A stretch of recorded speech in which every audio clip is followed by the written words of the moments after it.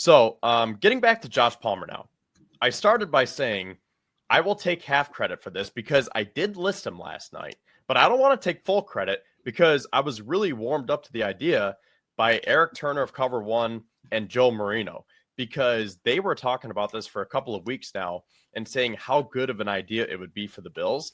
And I was like, oh, you know what? I just kind of glossed over his name when I was going through the free agents. I was looking at Mike Clay's free agent tracker. And even on Spot Track, I just never really sat with Josh Palmer. I just kept passing over his name. But then I saw Joe Marino was talking about him and Eric Turner. And I was like, you know what? This does kind of fit the mold that the Bills are looking for. A guy who is in that age range that we're talking about, right? 25 to 27 years old, hasn't really popped off yet. And you're thinking that you can get him at a pretty good rate. And then he's going to blossom here in Buffalo, specifically with Josh Allen as his quarterback. And then what Eric and Joe were saying is that he's a really good route runner and he can gain separation. And I was like, you know what? He's not that ultimate speed, deep threat burner that I think a lot of us are looking for. So that's why I was thinking maybe like a Tyler Lockett. And for what it's worth, Tyler Lockett quote tweeted Eric Turner's film room session, and he said, I appreciate all the love. So I was thinking maybe Tyler Lockett was an option. But ultimately, the Bills, their first move of free agency, they go the wide receiver route. I really thought it was going to be investing in the defense, but they kind of surprised me and a lot of others by going with the wide receiver here. And now I would like to think that they're probably done for now because, yeah, they could add some pieces. They could re-sign Mack Hollins. I'm sure they're probably going to try to draft a wide receiver, but I don't see them signing a Brandon Cooks or a Tyler Lockett now, especially considering all the holes that they have on the defense, Pat. Yeah, no, I definitely don't think they're going to be adding to the offense anytime soon. I do think that they will be adding to the defense. I don't think it will be today. Hopefully it is while we're on air so we can break it live. But I do see something happening maybe tomorrow or even Wednesday. And I think maybe it's a corner because I know which corner was it that just got $8 million a year? Was it Jeremy Chin? Jeremy Chin got $8 million. He was a safety with the Raiders. And then right before we came on, Javarius Ward went to the Colts, right? Yes, he did. So I do think maybe DJ Reed went to Detroit earlier because Carlton Davis went to New England. And those are all players who I thought were nice, but probably out of the Bills' price range just because the market just kept going up. And that's why we kind of settled on maybe Asante Samuel Jr., who you can get at that cost-controlled rate. Right, and even your guy still there, Jonathan Jones, who it came out last night that he's going to test free agency. Yes. So we will definitely get into that more. But getting back to Josh Palmer here. So if you could pull up that tweet here, Pat, I guess we'll start with me quote tweeting Joe Marino, who quote tweeted Eric Turner. And we can kind of go through that thread. And then we have some other interesting stats that we were retweeting here on Twitter, because I think this really could be a sneaky good addition. And actually, you know what? While you do that, let me pull up his box score stats, because that'll be our starting point. So let's take a look at what Josh Palmer has done just from a stereotypical perspective of yards, receptions, targets, touchdowns, and then we'll get more into the nitty-gritty here. So, as you can see, first year with the Chargers, 2021. He was from originally Brampton, Ohio, which is right outside of Toronto, so very close to Buffalo. And then he went to Tennessee. I can't remember exactly which round. I want to say he was a third-round draft pick in 21. But regardless, 2021 was his first year with the Chargers, and he had 33 catches for 353 yards and 4 touchdowns. And then probably his best season, 2022, 72 catches, 769 yards and 3 touchdowns. Missed about 6 games there in 2023, rebounded this past year. And I think the thing that I want to say about him is that he's had a lot of turnover, right? Because the Chargers went from Brandon Staley to Jim Harbaugh, and they had a lot of roster turnover. He's had 3 different offensive coordinators in 4 years. He has had Justin Herbert, but I don't know if he's been able to unlock his full potential, especially considering he used to have Keenan Allen and Mike Williams in front of him.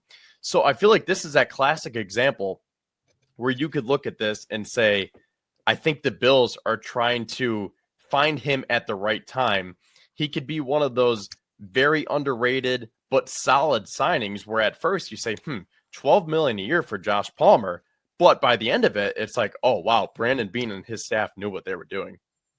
Yep, that's a very good point that you brought up about how he was behind Keenan Allen and Mike Williams for the first 3 years of his career. And then last year, he was behind guys like Ladd McConkey and Quentin Johnston, and they were primarily a running team as well. So he hasn't been able to play to his full potential yet, being behind those guys and them being a run-first team last year.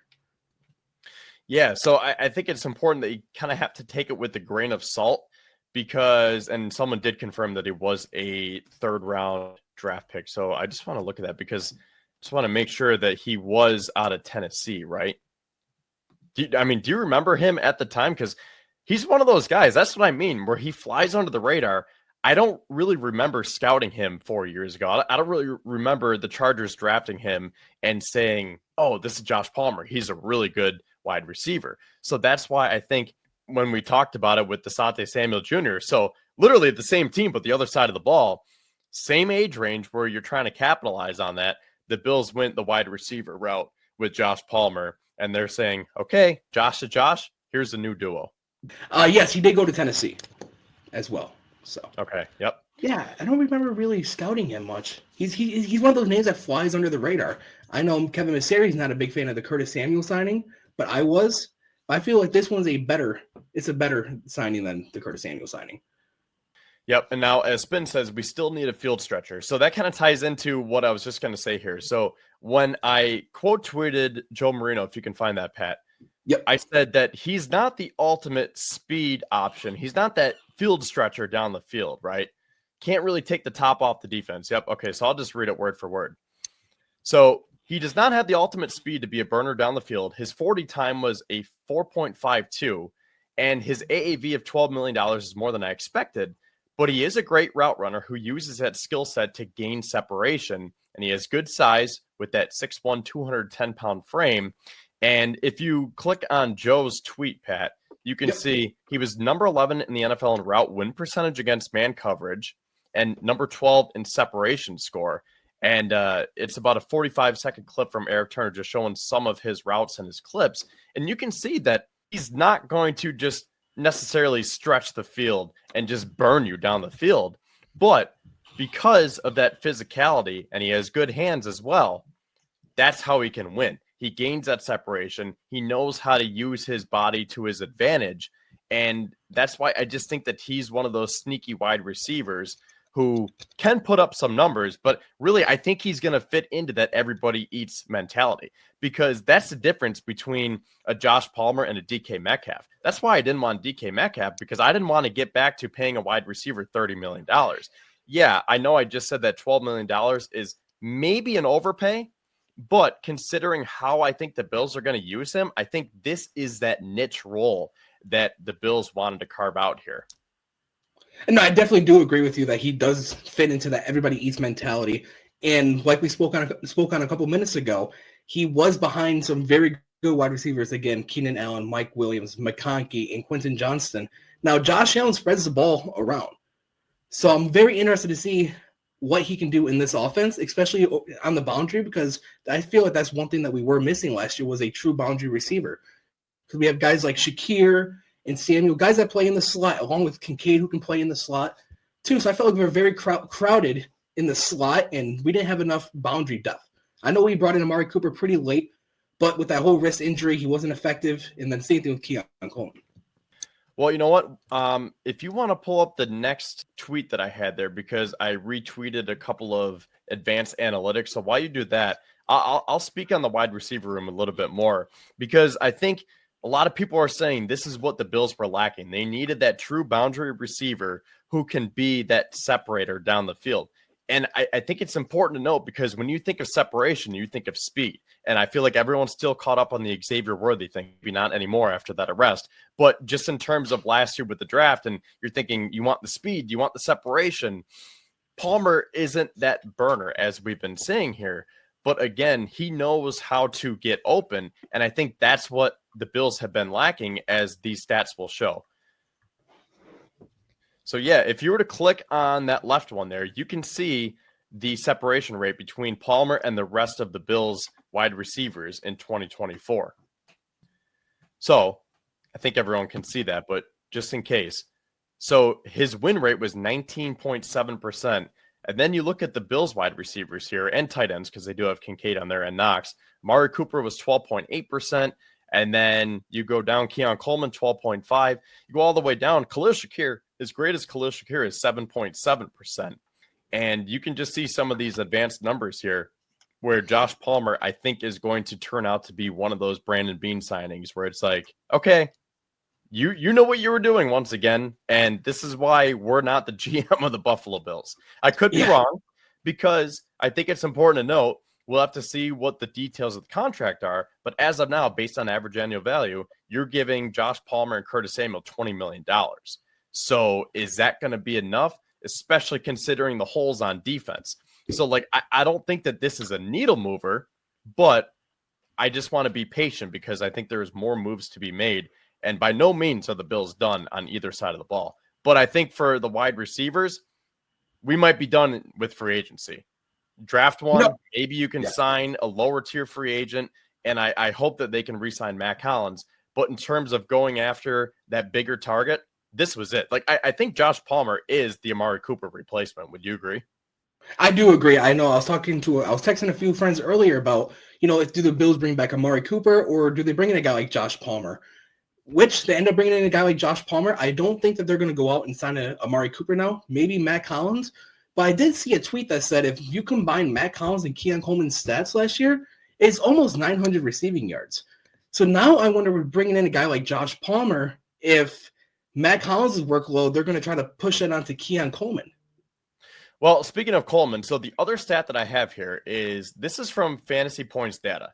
So they say that Josh Palmer gives the Bills a much-needed weapon versus man coverage. Buffalo's average separation score ranks against man among 131 qualifying players.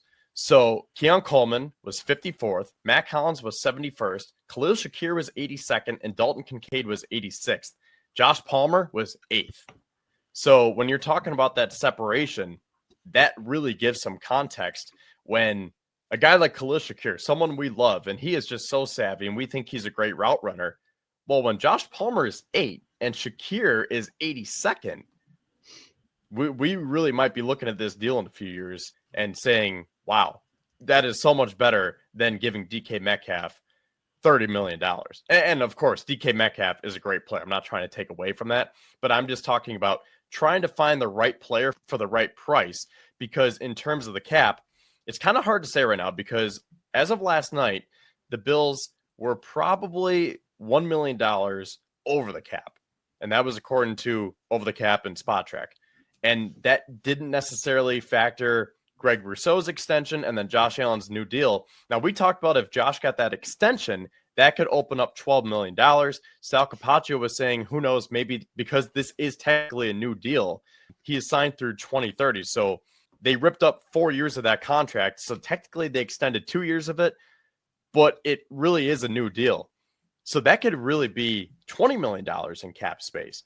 And then I think that did include Von Miller's release on there when they said that they're $1 million over. But then we learned today that Greg Rousseau's extension saved $8 million. So I'm projecting right now that the Bills have somewhere between $10 to $20 million in cap space, and we'll see what Josh Palmer's figures come out to be. And right before we do talk about this route percentage and everything with Josh Palmer, I do want to bring up a good point that we saw it in the Ravens game in the divisional round. Our receivers had a hard time separating. Now, just imagine how much easier that game would have been offensively if we had a guy like Josh Palmer. Well, as everyone can see on the screen here, I don't need to go through those word for word, so you can read those. And while you do that, I'll just read some other stats that we found. And I think this is very underrated because he's played Kansas City multiple times in his career because, division opponent. And I'm looking through some of his game-by-game stats, and he's had some very successful games against Kansas City. And I think that's been something that the Bills have been looking for, too, because as much as we talk about the defense, you got to get Mahomes on the ground. You got to figure out a way to keep them to under 30 points. Well, we also know how the Bills have wanted separation, too, and just being able to give Josh that other weapon for that 2-minute drive when you're trying to go down and get a field goal, right? So some of these numbers that really popped were his 2 games against Chiefs in 2022, 4 catches, 30 yards and a touchdown, 8 catches, 106 yards and 2 touchdowns. So he really ate in 2022. Then in 23, it looks like he just played one game because I believe he was hurt for that other one. So 5 catches, 133 yards. And then this past season, oh, you know what? It turned into 2024. That's what it was because they played on January 7th. So that was 6 for 44. And then this past year, December 8th, he went 6 for 78. So he's really played pretty well against Kansas City. And again, that is considering the Keenan Allens and the Mike Williams and Ladd McConkey's.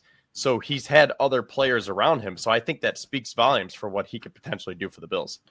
Yeah, no, I definitely love what he brings to the table, especially in that aspect too, of a guy who's familiar with that Kansas City defense. And I know the Bills team is already familiar with that, but getting another insight, another set of eyes is really, I think that's pretty underrated part. So I said we'll go till 7:00 at 7:07. So I mean, there's really no time limit, but we will wrap this up sooner rather than later. So let's go back to the defensive backs. Let's take a look at the safety room, because what are our thoughts there? And I want to ask you about Damar Hamlin. What I would do is, if the price is right with Damar Hamlin, I do think that he will get more than $4 million, and I do think that it will be Pittsburgh. I know he's from there. I just don't know why. Now, me personally, I'm sorry, Pat, but breaking news: we do have a signing for the Bills. Michael. Oh, I'm probably gonna mispronounce his name. I see that. Yeah, Michael Hoecht. Yeah. I believe the pass rusher, right? Or is he a pass rusher or is he a coverage guy? I'm trying to remember when we played them. I haven't gotten the notification yet, but I saw it in one of our chats here. Yeah, I just saw it too. As we wait for this to come in here. Now, I'm looking at his Pro Football Reference. They have him listed as a defensive lineman in his first year, then a defensive tackle, then an outside linebacker. So I don't know his true position. He's listed as 6'4", 267 pounds. It looks like there's some position flexibility, though. And looking at his initial stats here, so 2021, he was a rookie with the Rams. So he did play with Taylor Rapp on that Super Bowl team, right? He started 3 games, played all 17. So there you go. I mean, he's played in every single game of his NFL career. He hasn't started every single one, but he also hasn't missed. Didn't do too much. He only had 7 tackles as a rookie. But then 2022, he started 6 games, 36 combined tackles, 4.5 sacks. And then probably his best season was 2023. He started all 17 games, 81 combined tackles, and 6 sacks. And then this past season with the Rams, he started 5 out of those 17 games. He had 3 sacks and 56 tackles.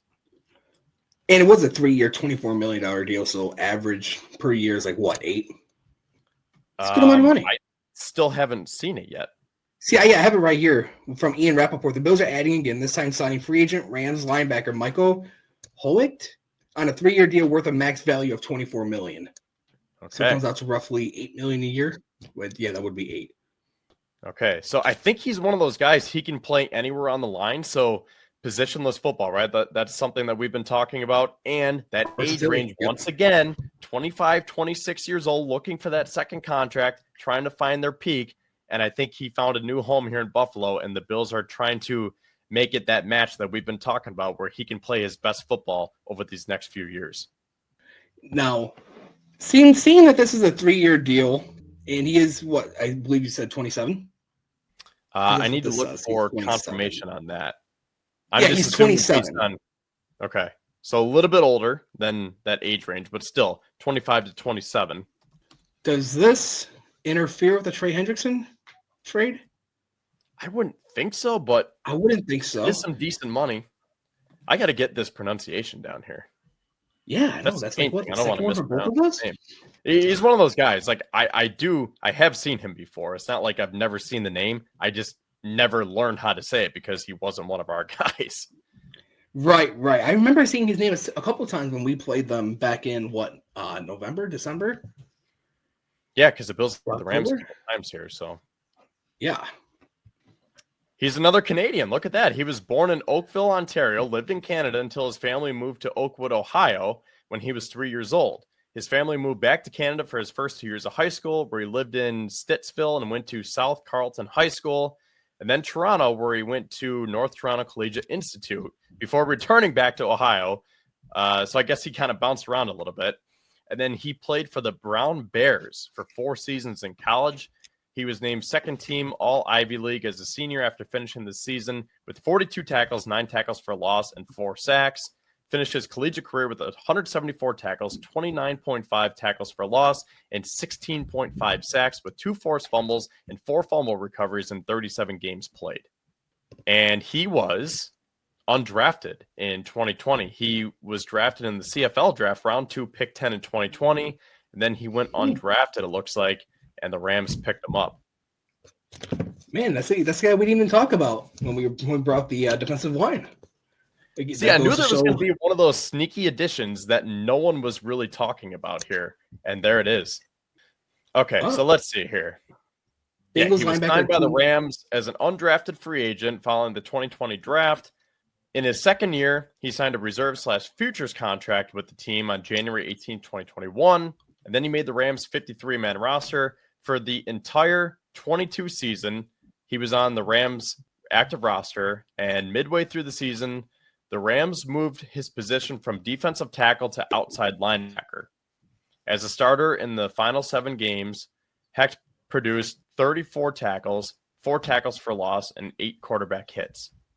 So there you go. There's a quick synopsis on the Buffalo Bills' new defensive lineman, Michael Hoecht. Hoecht. That does sound right. Okay, so it was from the Rams media guide here.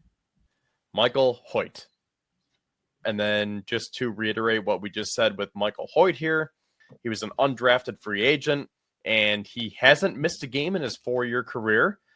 So he's played all 68 games. He has started 31 of those, and in his career, he has 180 tackles, 13 and a half sacks, 15 tackles for a loss, 4 passes defended, 2 forced fumbles, and 26 quarterback hits. Ooh. So I think that is just a chess piece for Sean McDermott in this defense, and we'll just have to wait and see. You know, we'll get more film and more tape that comes out on him, some more advanced analytics, and we will try to get those to you guys as soon as we can here, because, I mean, it is going to be rolling here over the next few days, Pat, because you know how that once it starts, then it keeps rolling. So by no means are the Bills done. I feel like they're just getting started, but I think it's important to note that you can't go get a Khalil Mack anymore. You can't just go out and sign whoever you want, because there have been a ton of transactions today, but we know how Brandon Beane works, and he will continue to make moves probably like these under the radar guys who fit that mold that we've been talking about for weeks. Agreed. Yeah. You know, Brandon Beane's not just going to go out and sign anybody because everybody else is signing players. Brandon Beane's going to wait for his guy, and he's going to wait for it to be the right price.